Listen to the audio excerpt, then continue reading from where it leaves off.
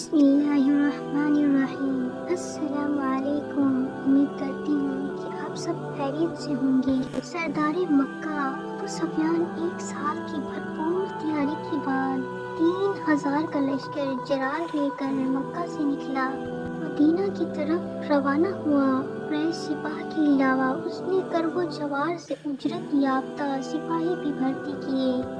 اس کی فوج میں 2700 پیادے، 200 سوار تھے، 700 سپاہی سردہ اختر میں ملبوس تھے۔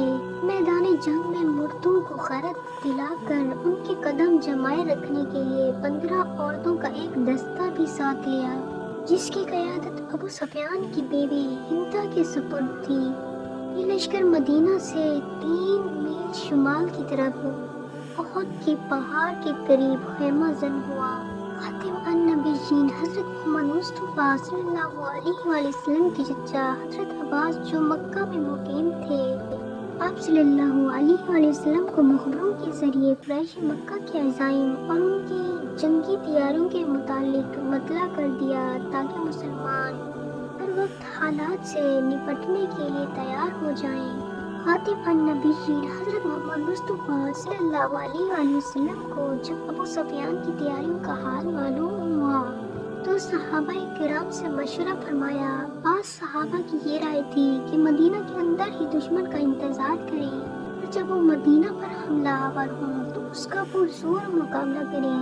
عبداللہ بن ابی کی یہی رائے تھی کہ مدینہ منورہ میں رہ کر دشمن کا مقابلہ کیا جائے، مگر ان اصحاب کا جو بدر میں شامل نہ ہو سکے تھے اور اکثریت نوجوان صحابہ کرام کا یہ مشورہ تھا کہ ہم کو دشمنوں کا مقابلہ میدان میں نکل کر ہی کرنا چاہیے تاکہ مدینہ منورہ کے باغات اور کھیتیاں دشمنوں سے محفوظ رہیں۔ خاتم النبیین حضرت محمد مصطفیٰ صلی اللہ علیہ وآلہ وسلم نے اکثریت کی رائے کے مطابق مدینہ سے باہر لڑنے کا ارادہ فرمایا اور جنگ کی تیاریوں کا حکم فرمایا۔ اگرچہ بعد میں نوجوان صحابہ کرام نے اپنی رائے پر اظہار ندامت کیا اور عرض کیا کہ خاتم النبیین حضرت محمد مصطفیٰ صلی اللہ علیہ وآلہ وسلم مدینہ ہی کے اندر دشمن کا مقابلہ کریں، یہی مناسب ہے۔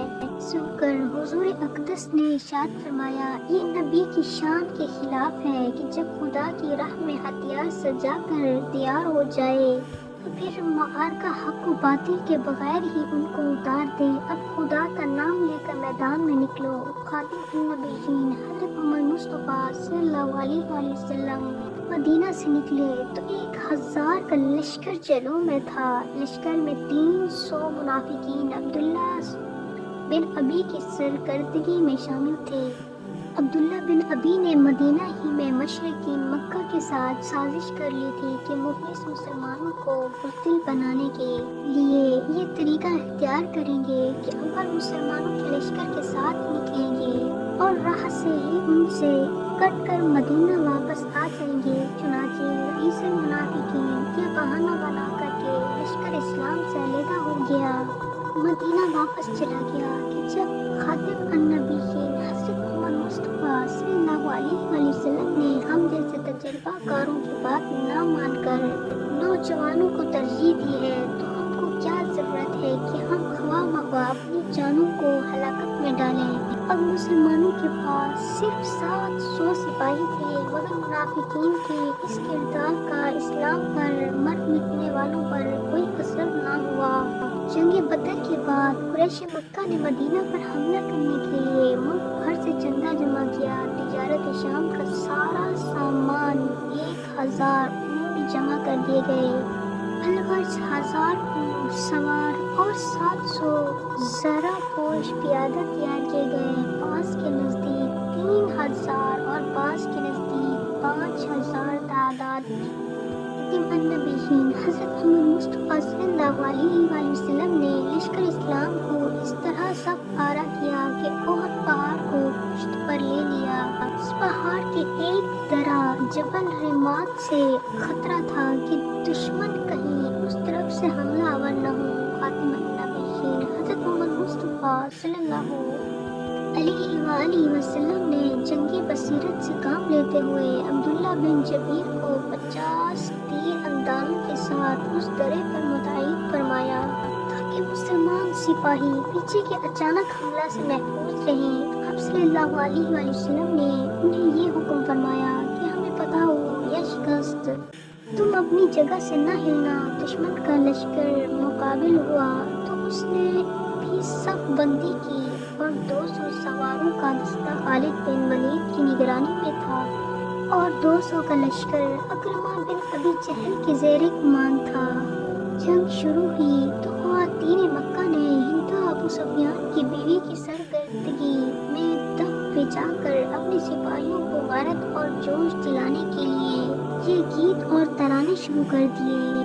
हम सितारा शब की बेटियां हैं, हम महमद पर पाँव रखती हैं, तुम मैदान में बढ़ो, तुम्हें गले लगा लेंगे। अगर तुमने पीठ दिखाई तो जुदा जुदा हो जाएंगे, इस जुदाई में मोहब्बत नहीं होगी। जंग का आगाज इंफरादी लड़ाई से हुआ। मुशरिकीन के इल्म बरदार दिलहा ने पुकारा, ए मुसलमानों, तुम में से कोई है जो या तो मुझको जल्द दोज़ख में पहुंचा दे या खुद मेरे हाथ से दहशत में पहुंच जाए। अली ने सबसे निकलकर फरमाया, मैं हूँ। ये कहकर तलवार से उसका खात्मा कर दिया। उसके बाद उसके भाई उस्मान ने झंडा लेकर हजरत हमजा का मुकाबला किया। हजरत हमजा ने उस पर तलवार का वार किया और उसे जहन्नम वासिल किया। हम लड़ाई शुरू हुई। दोनों फौजें बिल मुकाबिल नबर्द आज़मा होकर जौहर शुजाअत दिखाने लगे। हजरत अली, हजरत हमजा और हजरत अबू दुजाना ने बहादुरी के नाकाबिल फरामोश जौहर दिखाए। हजरत हमजा दुश्मनों की सफों में घुसकर लड़ते रहे ताकि जबीर बिन मताब के गुलाम वहशी ने ताक कर उनको नेज़ा मारा जो उनकी नाफ में लगा और पार हो गया, जिससे हजरत हमजा शहीद हो गए। जंग को अभी थोड़ी देर ही गुजरी कि मुसलमानों का पल्ला भारी हो गया और मुशरिकीन मक्का का लश्कर दरहम बरहम होकर भागने लगा। दुश्मन को भागते देख गज मुसलमानों ने अपनी सिर्फ बंदी तोड़ दी और माले गनीमत चुनने में मसरूफ हो गए। मुसलमान मैदान जंग के मुख्तलिफ हिस्सों में दुश्मनों में घिरे हुए लड़ रहे थे। एक दस्ते में खातम अन्नबीशीन हज़रत मोहम्मद मुस्तफ़ा सल्लल्लाहु अलैहि वसल्लम थे। कुफ़ारे मक्का उस दस्ते पर बराबर हमला कर रहे थे ताकि खातम अन्नबीशीन हज़रत मोहम्मद मुस्तफ़ा सल्लल्लाहु अलैहि वसल्लम को नाऊज़ु बिल्लाह शहीद कर दें। इन हमलों में आप सल्लल्लाहु अलैहि वसल्लम का रुख़सार मुबारक ज़ख्मी हुआ और एक काफिर के पत्थर मारने की वजह से आप सल्लल्लाहु अलैहि वसल्लम का होंठ मुबारक ज़ख्मी हुआ और दंदाने मुबारक शहीद हो गए। इसी दौरान शुएब मसअब बिन अमीर, जिनकी शक्ल आप सल्लल्लाहु अलैहि वसल्लम से मिलती जुलती थी, शहीद हो गए। कुफ़ारे मक्का ने यह अफवाह उड़ा दी कि आप सल्लल्लाहु अलैहि वसल्लम नाऊज़ु बिल्लाह शहीद हो गए हैं, जिससे मुसलमानों की औसाने खता हो गए हैं।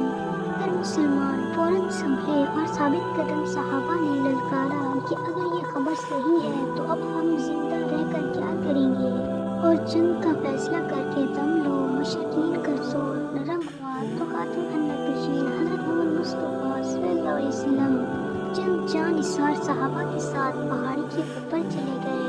हुज़ूर सल्लल्लाहु अलैहि वसल्लम पहाड़ी पर जब चढ़े और दूसरे सहाबा ने आप सल्लल्लाहु अलैहि वसल्लम को देखा तो कर सबके दिल मसरूफ हो गए। अबू सुफियान ने ताक़िब किया और पहाड़ी पर चढ़ने लगा। सहाबा ने पत्थर बरसाकर उसे वापस किया। उस दौरान मुसलमान दोबारा इकट्ठे होकर मुनज़्ज़िम हो गए। कैशे मक्का उसी अफरा तफरी को अपनी कामयाबी समझने लगे। अबू सुफियान एक पहाड़ी पर चढ़कर आप सल्लल्लाहु अलैहि वसल्लम को बा अब्बास बुलंद पुकारने लगे, क्या खातम अन्नबीशीन मोहम्मद सल्लल्लाहु अलैहि वसल्लम है? कोई जवाब न आया। बस 3 मरतबा आवाज़ दी। फिर हज़रत अबू बकर सिद्दीक़ और हज़रत उमर को पुकारा, कोई जवाब न पाया तो साथियों को कहने लगा कि सब मारे गए हैं। हज़रत उमर ने फरमाया, अल्लाह के दुश्मन तेरे पहलू के खारा भी सलामत है। अबू सुफियान बोला कि आज हमने बदर का बदला लिया है। फिर बा आवाज़ बुलंद कहने लगा, बुलबुल बुलंद हुआ। सहाबा ने जवाब दिया, अल्लाह आला और बरतर है। फिर वो बोला, हमारी देवी इज़ा है, तुम्हारी कोई इज़ा नहीं। सहाबा ने जवाब दिया, अल्लाह हमारा मौला है, तुम्हारा कोई मौला नहीं। उम्मीद करती हूँ कि आपको سبسکرائب ضرور کر لیں. شکریہ.